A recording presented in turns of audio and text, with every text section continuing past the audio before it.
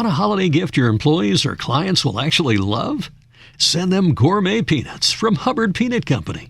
Hub's Peanuts is a family-owned company that's been making high-quality, delicious peanuts and sending them to every corner of the globe since 1954.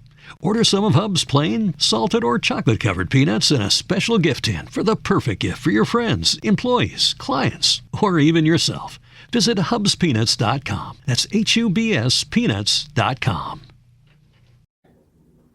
Okay, so let's take a look at these reviews.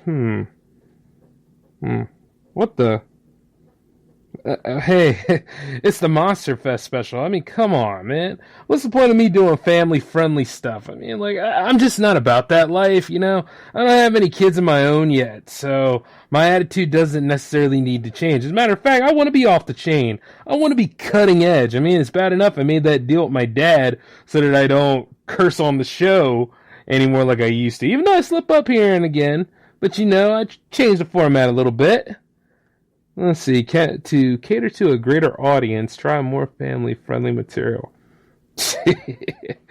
All right, challenge accepted. Because there's a lot of great stuff that is family-friendly for the holiday season, and Halloween included. And since we're getting closer to it, 2 weeks I would say, let's go ahead and get started, because welcome to the J360 Monster Fest here on J360 Radio.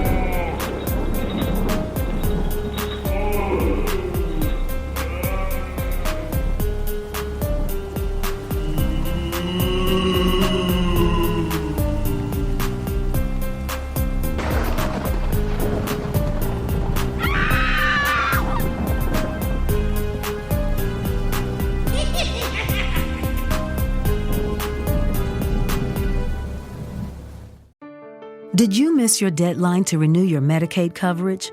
You can still send your completed annual review form to Healthy Connections Medicaid.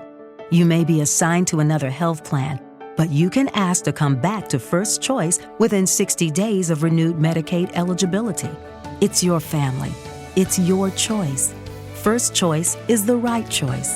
Renew and choose us. Visit selecthealthofsc.com/renew to learn more. Hey, what's going on, J360 Legion? Welcome back to the J-Man Show, here for episode 122.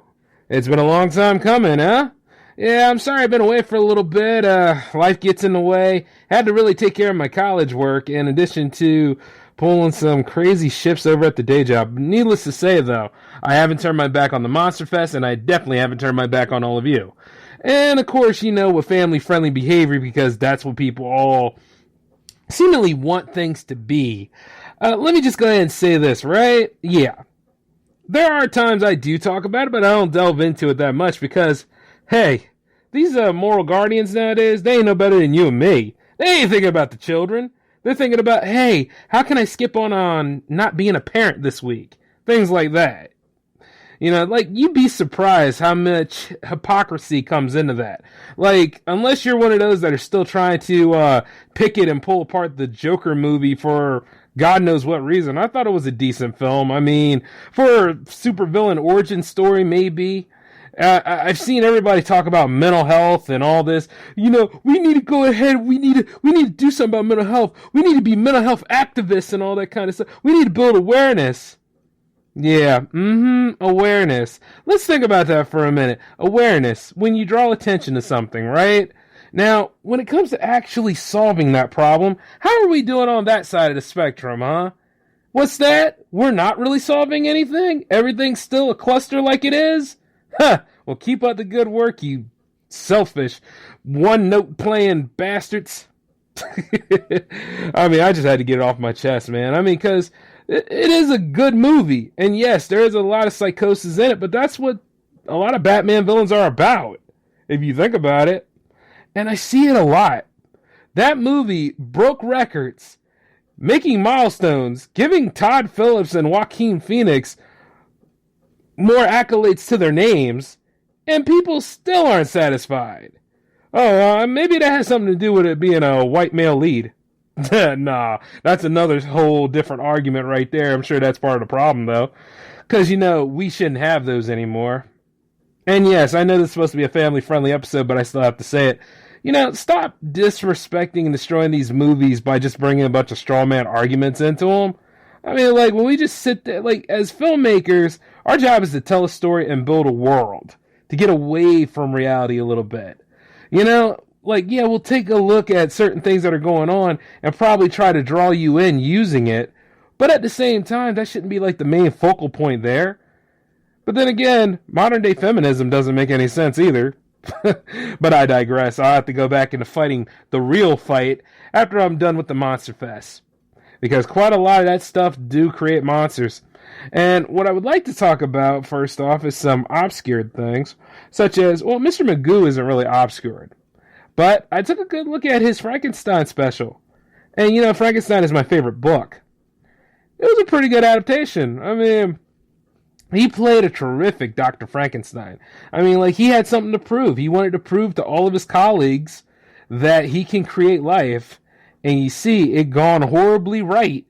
Because what he created there wasn't kind of like a monster that you felt too much sympathy for. He was made to look evil. Eventually, he went that way. And look, just like Skeletor. If you ever get a chance sometime, go to some of those outlets out there and just put in, Dr. Frankenstein, Mr. Magoo's Frankenstein. And then you can watch some of this and really get a good look at it. The artwork is fantastic. And UPA is known for limited animation, too. But they went all out on that series. You know what I'm saying? And you see, the thing about the Mr. Magoo special is that he wasn't really nearsighted in there. They've really played it up to a serious tech, especially in the famous adventures of Mr. Magoo. But that monster, though, you could feel for him a little bit, because all he wanted to do was get out there and explore the world. And you know what it's like when you're out there and you look vastly different from other people. And how do they normally react? Like jerks. Pretty much just coming at the monster, throwing tomatoes at it, or even coming up there with the knives, and, not knives, but axes, pitchforks, all that kind of stuff. And the monster just accidentally wound up over there. He didn't know that they weren't going to accept him back. You know what I'm saying? If anything, much like how you look at Arthur Fleck from Joker, you can kind of see that he was in a world that would not accept him for who he was. If you think about it, his environment and his upbringing was just tragic. And then if you look at the monster in this Frankenstein special, or any Frankenstein-based property, you can kind of see that monster didn't ask to be created. He was created to push the ambitions of someone that bit off a little too much more than what they could chew. And it worked. You see what I'm saying?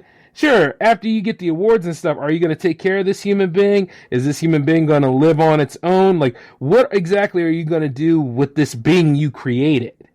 That's what you should always ask. Because whether you got kids or whether you're raising your nephews or you're taking care of a ward of the state, all that kind of stuff, that's kind of the way it is. There's life there. You got to help take care of it. And you see, the monster was made out of various body parts. And in some cases, it had the brain of a killer, or in other cases, it had the brain of something, maladjusted. And the fact that it gets mistreated even more by the people and the environments around it, because the people that are around it don't understand or know how to react to it, it makes you wonder who the real monster is. Because that thing didn't ask to be born. And even while it's still living and moving about, I always wondered this: does the Frankenstein monster have a soul? Yeah, really think about it. Does it have a soul? I mean, you know it has a heart. But hell, even Edward Scissorhands had a heart. It was a cookie heart, but he had a heart. It's just, it's a lot to deal with when you go into those ideals, especially when it comes to creating life. And then there are times where you look at the monster. The monster didn't start getting real villainous until it had enough. And there's a lot of people out there, just like what the Joker said, you get what you deserve. It's not impossible, but I've noticed this. A lot of people are like, hey, let's be nicer to the weirdos now because you know what? I'm just trying to save myself. I don't want to be attacked once he snaps and all that kind of stuff. And the truth is that, you know what? While that might be true in some cases, in other cases, it should have just been nice in general. It should have just been more open. But people don't understand that nowadays. I mean, they walk around here and talk about accepting others, but I guarantee behind closed doors they say a lot of wild stuff too. And when the monsters start to revolt against those tormentors, who is the real monster at that point? But you see, this monster was very heinous too, because it was smart in addition to learning how Dr. Frankenstein created life. So it started to create more copies of itself and then terrorize the whole landscape. And then Dr. Frankenstein, played by Mr. Magoo, had to put a stop to it, and he did. Both the monster and the doctor did die. So that was done right. Does it hold a candle to the original novel? Well, you're asking for a bit much. I mean, it is only like, what, a 30-minute cartoon. So while you're at it, you look at it, you're like, it does right for what it's supposed to do, especially when it's based on a public domain property. And, I've noticed a lot of people do get mad about this. Like, they get mad about the most minor things anyway. When, like, the monster is called Frankenstein. I've said this last year. That was based off of clever marketing from Universal. The picture was called Frankenstein, but you did not see the picture of the doctor. You saw the picture of the monster. And the thing is, it became much like how trends in Twitter become. They're not just trends anymore. They become what the public knows and what the public adapts, and how the public makes that the franchise star. A lot of people forget about the doctor. So in doing so, it kind of sticks. And if you really want to be brutally honest in a way, Frankenstein did create the monster, which ergo makes the monster technically his son or daughter, considering Frankenstein creates a woman. That has happened too. It's technically son or daughter, so it does carry on the last name, so it makes sense in context, if you put it that way. But for this sake, we're going to stick to the doctor being Frankenstein, of course. Yeah, but other than that, it was a pretty good adaptation. But it wasn't the only adaptation I saw. I took the time to go ahead and revisit Monster House while I was at it. Monster House will always be a classic for me. I mean, like the fact that, it embodies the spirit, a restless spirit of another tormented soul who was mistreated by her peers and was a circus sideshow freak. And, she managed to find salvation in the guy who pretty much built a house for her. But because she just didn't want to leave those kids alone that was attacking the house, she ends up falling into her own grave with cement over her and possesses the foundation of the house, among everything else. It was pretty decent. It was a sad tale, And then those 3 kids came along and had to save the day. I would go into it more, but I did cover it last year. But I always revisit Monster House. A lot of people revisit Nightmare Before Christmas. I usually do that during the Christmas season, but that's still a good one too. But I always revisit Monster House. That's just pretty much one for Jay, And then of course you got Charlie Brown, the Great Pumpkin. As many times as you want to see like Linus freeze himself to death in a, I always wondered that, like, Charles Schultz was ahead of his time, man, because the fact that this young boy who should be on his way out of 4th grade, right, believes in the fact that a giant pumpkin flies through the pumpkin patch and gives gifts to everyone. It is the most ridiculous thing. Even at 32, you just can't help but laugh at that kind of stuff because it's hilarious. And the fact that he had Charlie Brown's sister out there too, and they thought that the Great Pumpkin rising up was the Great Pumpkin, but it turned out to be Snoopy. Oh my god. I can watch that again forever too. And luckily though, I managed to get a box set. It was the 60s pack where I can go ahead and look at it anytime I want to. Along with the Thanksgiving special and the Christmas special. But you guys don't have to worry about that though, because that's always a tradition for CBS. They'll show it every year. Mm-hmm. But yeah, as I visited that, I went over to the Monsters franchise from Pixar. Like, Monsters Inc., Monsters University. I mean, if you're not showing these to your kids right now, what are you showing them exactly? Like, get them to watch some of the adventures of Mike Wazowski and Sully. Like, start with Monsters University first because, it's a prequel. But then you go ahead into Monsters Inc. and it's just like they really need to make a third one. I think they need to make maybe a second prequel, maybe, because, let's see, the third one, that's when they started using the laughing instead of the screaming. So, I'm just thinking, like, yeah, maybe they should go ahead and make a second prequel or something. But either way, they still haven't made a Bug's Life 2 yet. And then also, there is the DreamWorks horror stuff. Like from... Actually, are we going to get that Monsters vs. Aliens sequel? Or even Megamind? Megamind deserves a sequel. Because he ended up becoming an anti-hero of sorts. Why not? There's plenty of franchises that they could work with. But then also they got that Abominable Snowman story coming along too. So, I don't know. Maybe DreamWorks will get it together. Unless they're still riding that Shrek money. Because I heard there was supposed to be a fifth one of that coming. Or like this reboot or something like that. And Shrek doesn't need a reboot. It just needs to be aired every time during Thanksgiving. But he counts too for Halloween. After all, the misadventures of a giant ogre. Yeah. Actually, he does count. Yeah. No. Think about it. He counts. And then, of course, his talking donkey pal and everything else. I mean, after all, who doesn't dress up as those characters during Halloween? And which reminds me, I need to go ahead and pick up a big thing of candy from the day job this year. Yeah, I think I should go ahead and get involved in my community a little bit. Hand out candy. Be a respectful man of the community. Just be like, yeah, here you go. Yep, take it. Here, get out. Shoo. Whatever. Oh, okay, that's a nice costume you got on. Yeah, here you go. Yep. Yeah, you gotta understand, that's totally me out there. Every time I go to work or whatever, it's just the way I am, guys, It's not because I have problems interacting with society. I outgrew that years ago. The reason is I just don't like dealing with people from time to time, you know what I'm saying?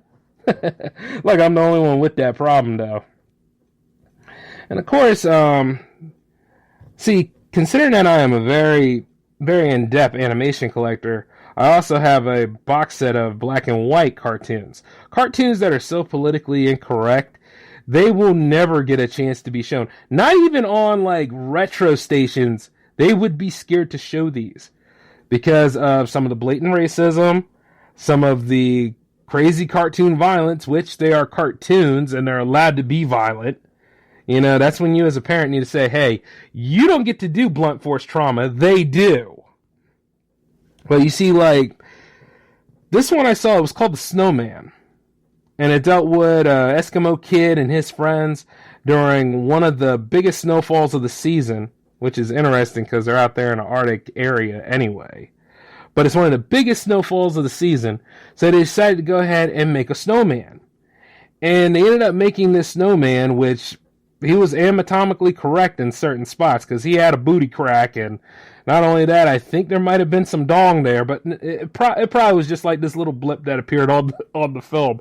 But this snowman wasn't exactly a friendly snowman. He was wondering why the hell he was awake, and he was going to destroy anybody who tried to talk to him or whatever. And I mean, he was crazy, and he had this wicked laugh, and it was, oh God, I wish I had the sound clip of it, but it was vicious. Like how you watch Roger Rabbit and Judge Doom's voice, like, it's not pretty much this imagery of what you see, but it's what you hear that pierces your voice. Yeah, that little significance right there. This snowman could beat him with whatever the hell that kind of voice it had. It was creepy, it was weird, it was after those animals and that Eskimo kid, they wouldn't have made it if they didn't try to melt him there for a little bit.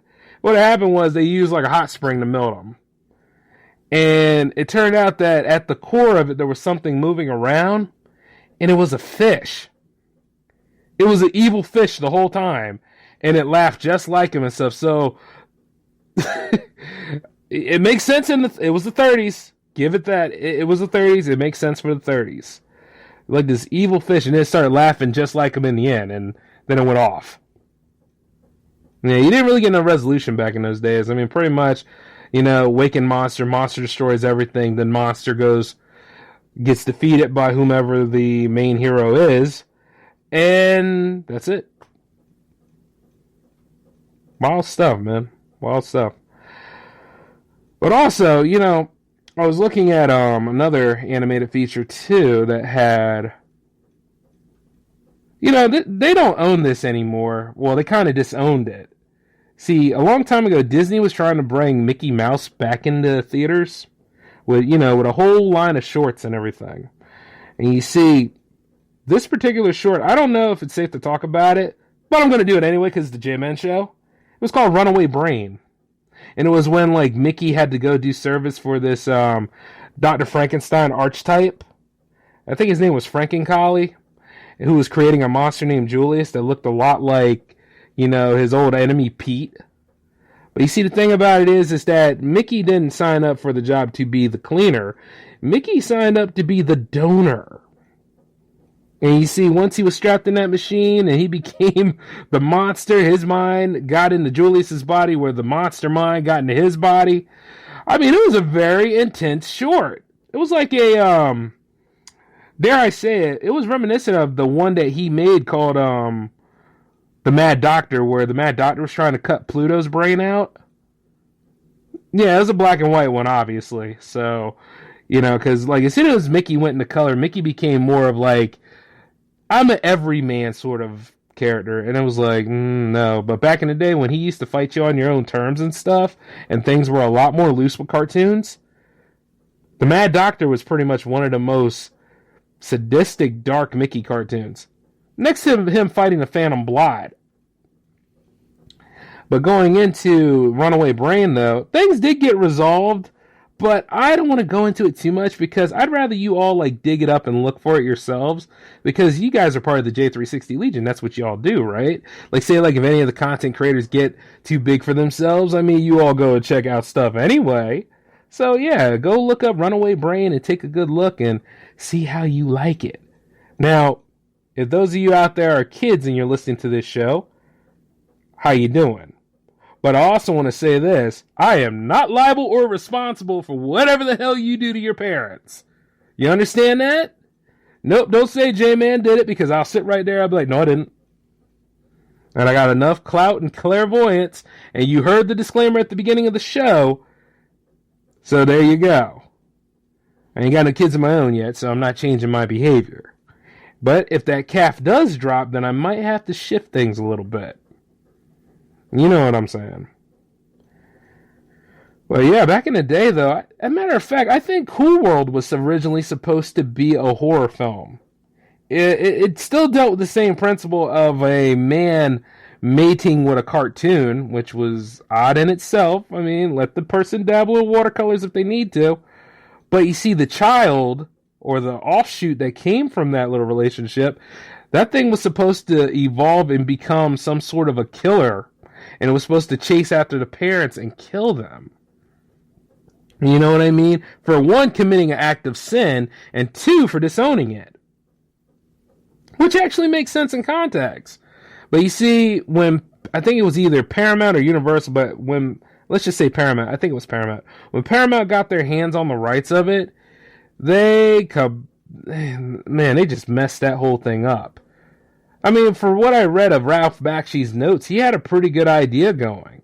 And he is actually one of the people that would push animation to be much more than just entertainment for children.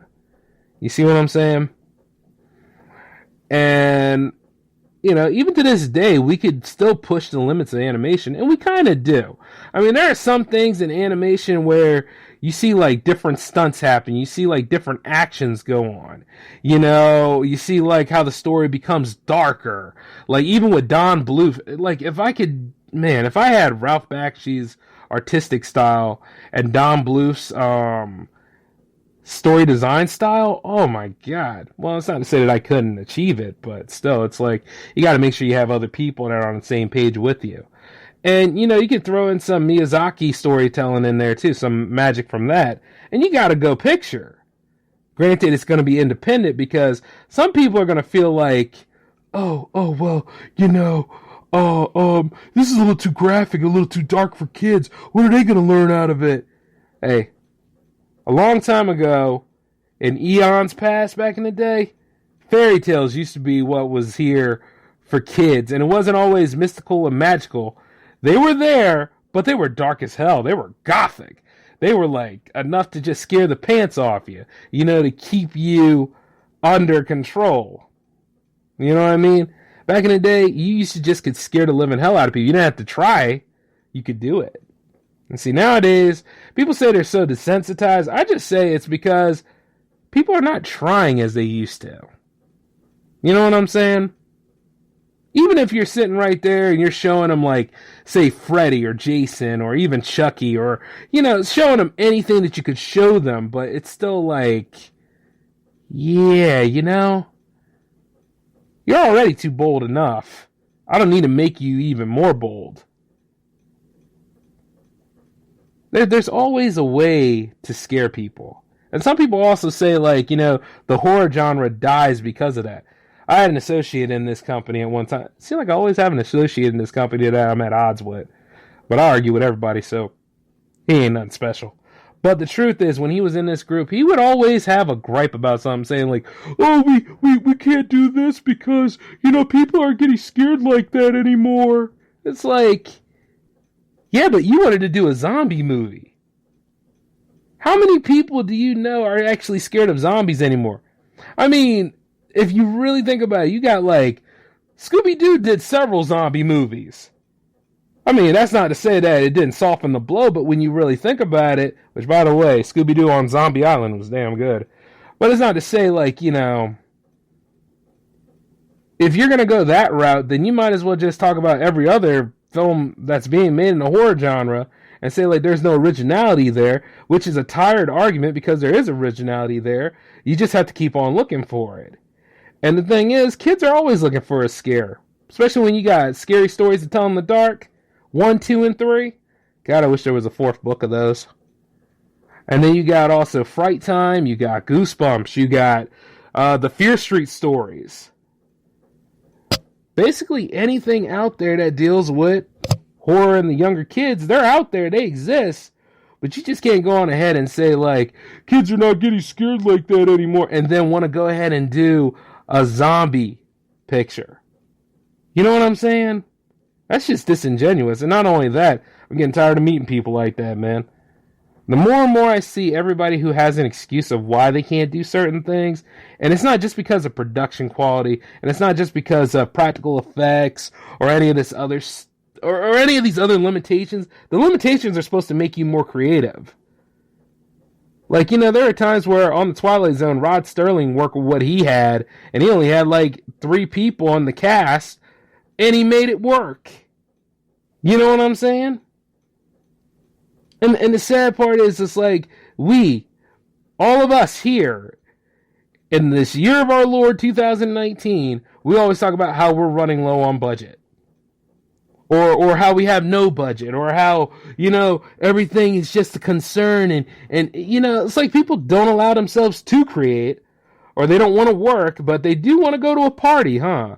Want to go to an after party, want to go and have people glorify them, put their name up there with Taika Waititi and all these other modern day directors and all that kind of stuff. I wouldn't care if I rubbed elbows with them. I would nod with them and, talk to them, but then I would go about my own way, because if I was building a franchise, I'd like to spend time with that franchise a little bit. You see what I'm saying? And I say that a lot, too. It's a verbal tick, y'all. But it's the truth. I mean, after a while, the more and more people I meet while being on this particular journey of mine, especially as I rebuild the team, and especially as I keep trying to find newer people to be a part of it, which isn't hard to do. It's just they got to know that they're going to put in some work too, and should be experimenting with a lot of different things. Not worrying about a zombie picture, not worrying about who your monster is. You should already know what that is. But a story that you can tell.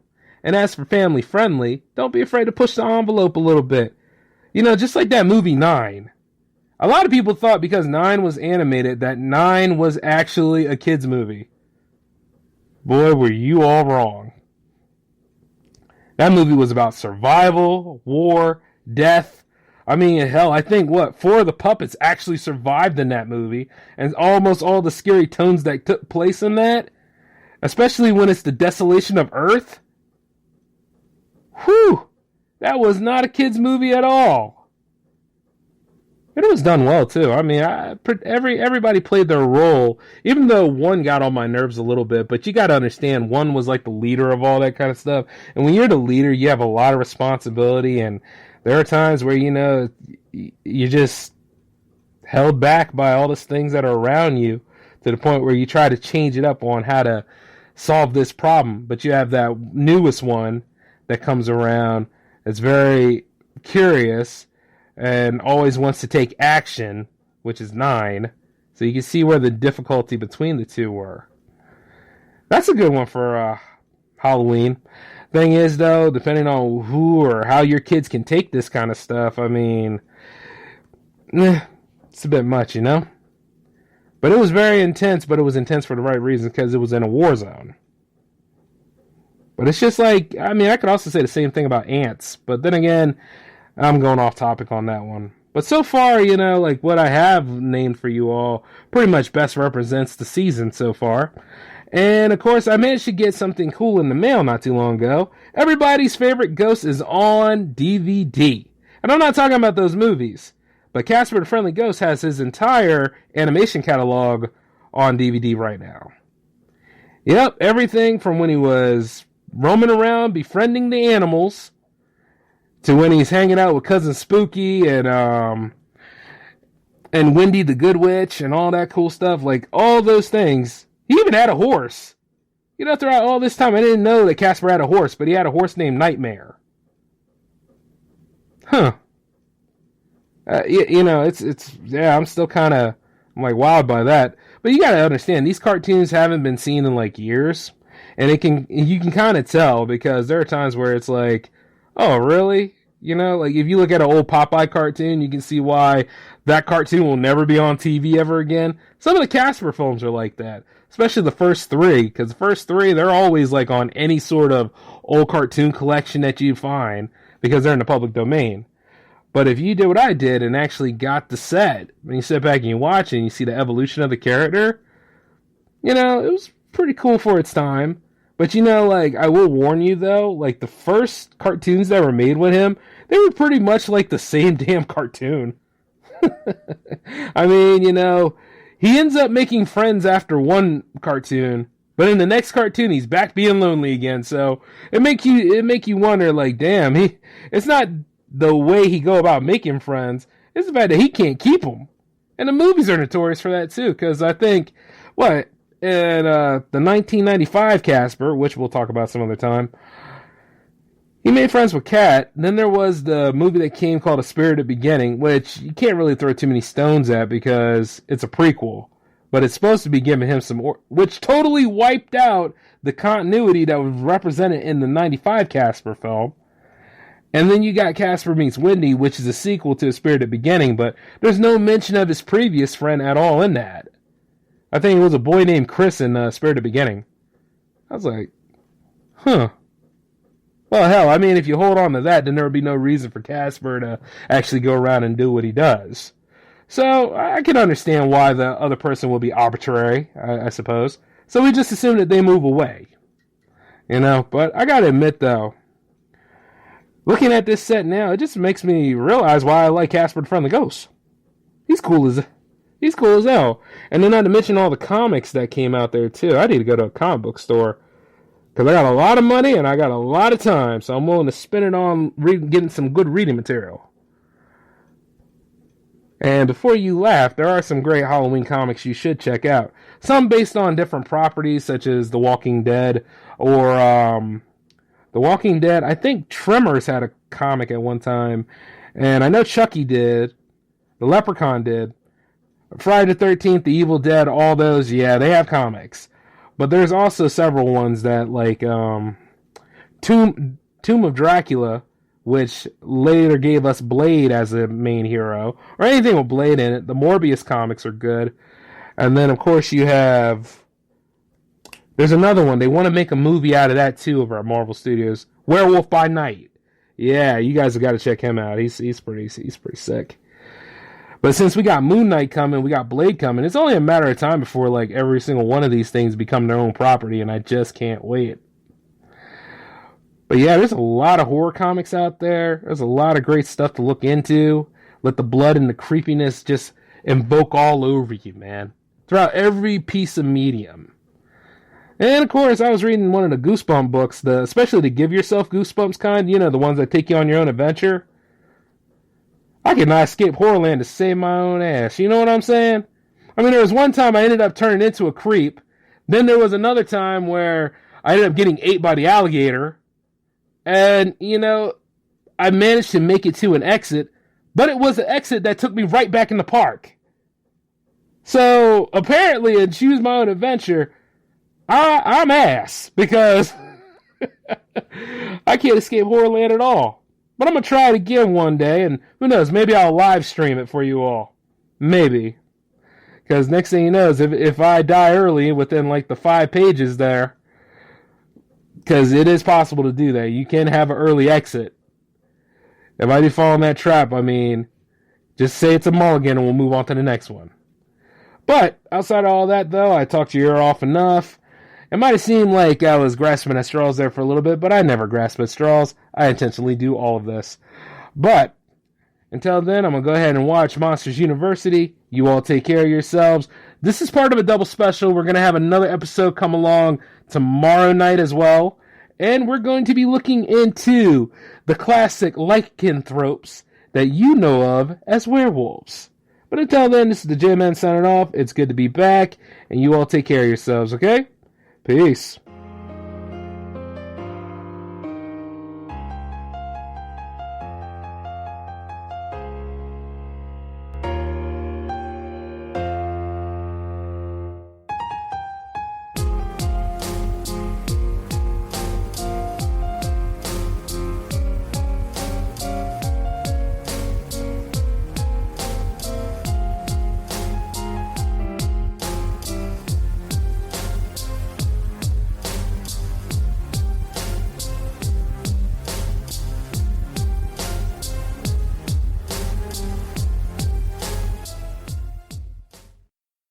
Hi, I'm Jay Farner, CEO of Quicken Loans, America's largest mortgage lender. Let's talk credit card debt for a minute. If you feel you're carrying too much of it, you're not alone. The average household in the U.S. carries over $8,000 in credit card debt. Ready for some good news? With a cash-out refinance from Quicken Loans, you can quickly and easily put some of the equity in your home to good use by paying off a lot of that high-interest credit card debt. A great way to take cash out is with our 30-year fixed-rate mortgage. The rate today on our 30-year fixed-rate mortgage is 3.99%, APR 4.08%. Call us today at 800-QUICKEN to learn how taking cash out with a 30-year fixed mortgage might be the right solution for you. And for a record 9 years in a row, J.D. Power has ranked Quicken Loans highest in the nation in customer satisfaction for primary mortgage origination. Call us today at 800-QUICKEN or go to rocketmortgage.com. For J.D. Power award information, visit jdpower.com. Rates subject to change. Pay 1.25% fee to receive this discounted rate. Call for cost information and conditions. Equal housing lender. License in all 50 states. NMLS number 3030.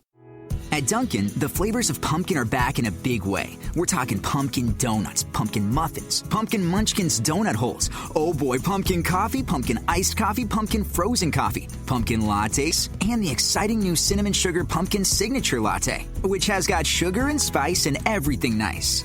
Phew, it's pumpkin flavored everything at Dunkin'. America runs on Dunkin'. Oh, and pumpkin K-Cup pods too. Limited time offer. Participation may vary. Keurig K-Cup used under license.